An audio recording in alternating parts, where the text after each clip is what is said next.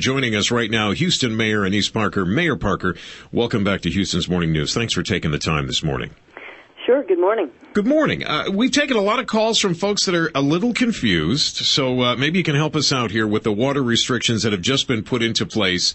Explain now, odds and evens where addresses go between 8 p.m. and 10 a.m. One gentleman suggested that at 12:01, you're into the next day. So will you get in trouble if you're caught watering your grass, say, at 1 o'clock in the morning? Well, let's be frank. I don't have a lot of inspectors who are out at midnight. In fact, I don't have any inspectors who are out at midnight. All right. Now, the issue is that I did call for voluntary water restrictions 2 months ago, and there wasn't much impact. And the level of our main reservoir at Lake Houston continued to drop. Now we've gone to mandatory restrictions, and this is about being good neighbors and doing your best to comply. The worst thing you can do is do outdoor watering in the heat of the day.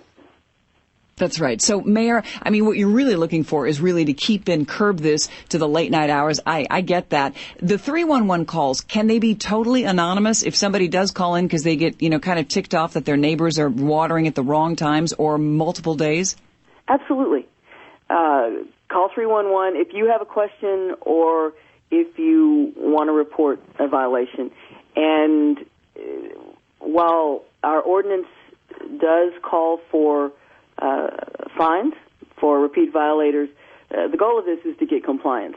We're all in this together. And a lot of people just simply don't know that they shouldn't be watering their car at 2 in the afternoon, washing their car at 2 in the afternoon outside. So that's what we want to get across, because I really don't want to go to even more severe water restrictions, such as no outdoor watering.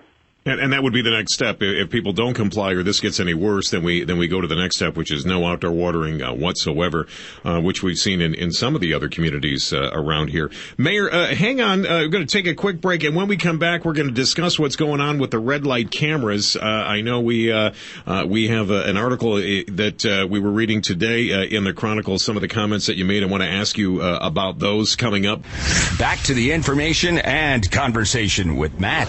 This is your Houston Morning News. KTRH News Time is 7:22, and joining us is Houston Mayor Annise Parker. And Mayor Parker, thanks for the time. I know you're busy this morning.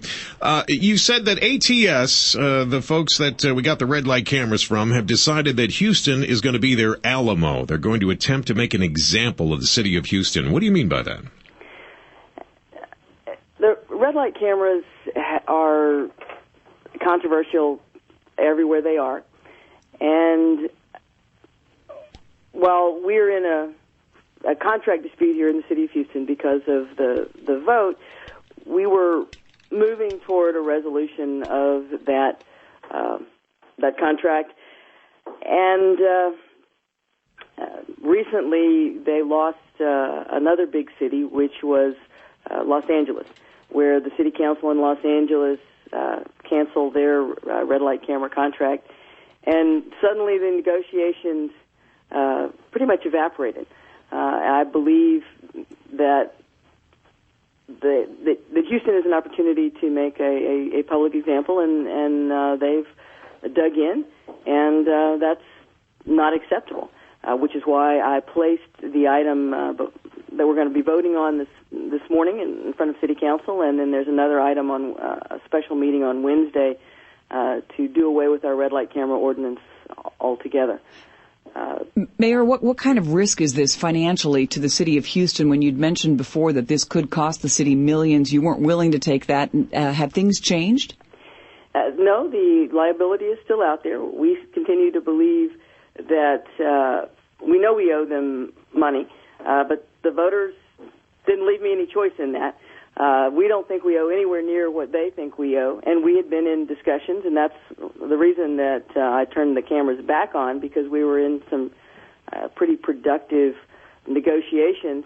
But last week they sent a demand letter. They, in essence, walked off from the bargaining table, and I'm not going to let them hold me hostage. Mayor, I know it's a dicey subject for you, and I appreciate you coming on and talking about it.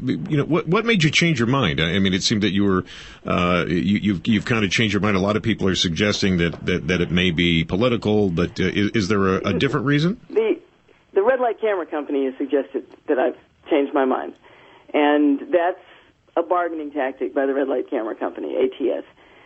I've been very clear all the way through. I understand the will of the voters. I understand that my imperative is to turn the cameras off, and I'm going to get there. But I also have a competing imperative, which is not to cost the taxpayers of the city of Houston millions of dollars.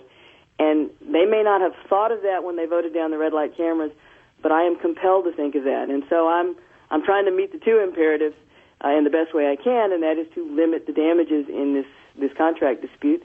But if the other side is not working in good faith, it's time to bring it to a close, and we'll just go work it out in court.